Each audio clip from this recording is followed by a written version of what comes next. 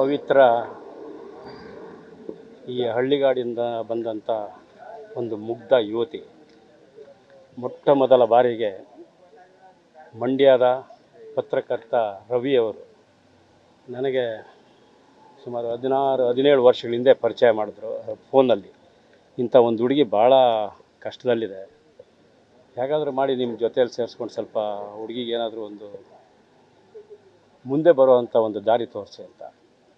ಹಾಗೆ ಇಮ್ಮಿಡಿಯೇಟಾಗಿ ನಾನು ಸಾಕ್ಷ್ಯಚಿತ್ರಗಳನ್ನು ಮಾಡ್ತಿದ್ದವನು ಬಿಜಾಪುರಕ್ಕೆ ಹೋಗ್ಬೇಕಾಯಿತು. ನಾಳೆ ಬೆಳಿಗ್ಗೆನೇ ಕಳಿಸಿ ಅಂತಂದೆ. ರಾತ್ರಿಯೇ ಆ ಹುಡುಗಿ ಬಂದು ಜಯನಗರದಲ್ಲಿ ಅಲ್ಲಿಂದ ಕರ್ಕೊಂಡು ಬಿಜಾಪುರಕ್ಕೆ ಮೊದಲನೇ ಶೂಟಿಂಗ್ ಕರ್ಕೊಂಡು ಹೋಗಿದ್ದೆ. ಶೂಟಿಂಗ್ ಅಂದರೆ ಏನು ಅಂತ ಗೊತ್ತಿಲ್ಲ, ಬೇರೆ ಜಗತ್ತು ಗೊತ್ತಿಲ್ಲ, ಜನಗಳು ಗೊತ್ತಿಲ್ಲ, ಜಾಗ ಗೊತ್ತಿಲ್ಲ, ಅಂಥದ್ದು ಗೊತ್ತಿಲ್ಲ. ಭಾಳ ನಿಷ್ಠಾವಂತ ಹುಡುಗಿ. ಸುಮಾರು 10 ವರ್ಷಗಳ ಕಾಲ ನನ್ನ ಜೊತೆಯಲ್ಲಿ 400ಕ್ಕೂ ಹೆಚ್ಚು ಸಾಕ್ಷ್ಯಚಿತ್ರಗಳನ್ನು ಮಾಡಿದ್ದಾಳೆ.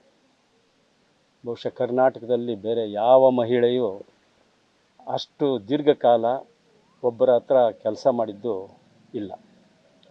400ಕ್ಕೂ ಹೆಚ್ಚು ಸಾಕ್ಷ್ಯಚಿತ್ರಗಳಿಗೆ ಸಹಾಯಕಿಯಾಗಿ ದುಡಿದು ನಂತರ ನಾನು ಹೇಳಿದ್ದೆ, ನನ್ನ ಜೊತೆಯಲ್ಲೇ ಇರಬೇಕು ಅಂತಿಲ್ಲ, ನಿನ್ನ ದಾರಿಯನ್ನು ನೀನು ನೋಡ್ಕೋ ಅಂತ ಹೇಳಿದಾಗ, ಆಗ ನನ್ನ ಇದೇ ಕ್ಷೇತ್ರದಲ್ಲಿದ್ದಂಥ ನಾನು ನನ್ನ ಸ್ನೇಹಿತರಿಗೆ, ನಿರ್ಮಾಪಕರಿಗೆ, ನಿರ್ದೇಶಕರಿಗೆ ಭಾಳಷ್ಟು ಜನಕ್ಕೆ ನಾನು ಪರಿಚಯ ಮಾಡಿಕೊಟ್ಟಾಗ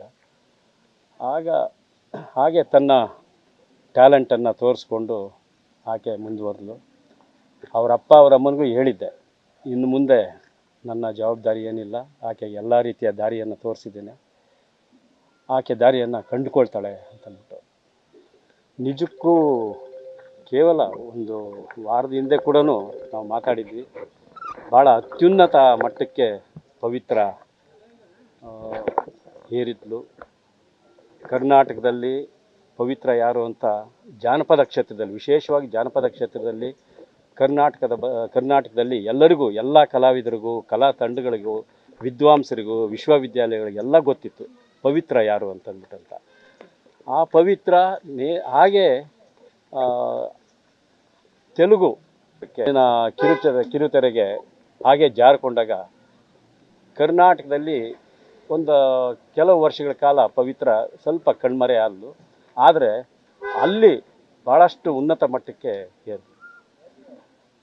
ಹೀಗಾಗಿ ಒಂದು ಹಳ್ಳಿಗಾಡಿನಿಂದ ಬಂದಂಥ ಈ ಪವಿತ್ರ ಅತ್ಯುನ್ನತ ಮಟ್ಟಕ್ಕೆ ಏರಿದ್ದು, ಎಲ್ಲೇ ಹೋಗಲಿ, ದಕ್ಷಿಣ ಭಾರತದಲ್ಲಿ ಎಲ್ಲೇ ಹೋದ್ರೂ ನನ್ನ ಗುರುಗಳು ನನ್ನನ್ನು ಈ ದಾರಿಗೆ ತಂದವರು, ಈ ಮಟ್ಟಕ್ಕೆ ಬೆಳೆಸಿದವರು ಸಿರಿಗಂಧ ಶ್ರೀನಿವಾಸ ಮೂರ್ತಿ ಅಂತ ಭಾಳ ಹೆಮ್ಮೆಯಿಂದ ಹೇಳ್ಕೊಳ್ತಾ ಇದ್ಲು. ನಂದು ಯಾವುದೇ ಕಾರ್ಯಕ್ರಮ ಬೆಂಗಳೂರಲ್ಲಿದ್ದರೂ ತಕ್ಷಣಕ್ಕೆ ಹೈದರಾಬಾದಿಂದ ಬಂದು ಅಟೆಂಡ್ ಮಾಡಿ ನೆರವೇರಿಸಿ ಹೋಗ್ತಾಯಿದ್ಲು. ಆಮೇಲೆ ನಮ್ಮ ಮನೆ ತೀರಾ ಆಪ್ತ ಮಗಳಾಗೇ ಇದ್ಲು. ನಮ್ಮ ಮನೆ ಯಾವಾಗೂ ಬರೋದು ಹೋಗೋದು.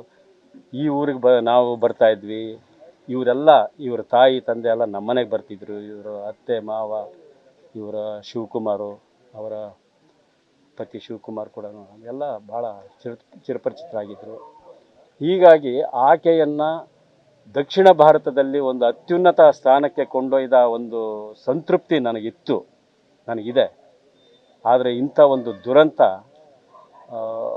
ನಾವು ಯಾರೂ ಎಕ್ಸ್ಪೆಕ್ಟ್ ಮಾಡಿರಲಿಲ್ಲ.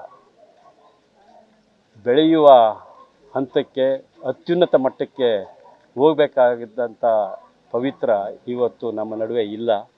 ಆ ಇಲ್ಲ ಅನ್ನೋದನ್ನು ನನ್ನ ಕೈಯಲ್ಲಿ ನೆನೆಸ್ಕೊಳ್ಳೋಕ್ಕೂ ಸಾಧ್ಯ ಇಲ್ಲ. ನಾನು ಹೊರಗಡೆ ಇದ್ದೆ, ಕರ್ನಾಟಕದಾದ್ಯಂತ ಎಲ್ಲ ಕಡೆಯಿಂದನೂ ಕರೆಗಳು ನನಗೆ ಬರ್ತಾಯಿದೆ.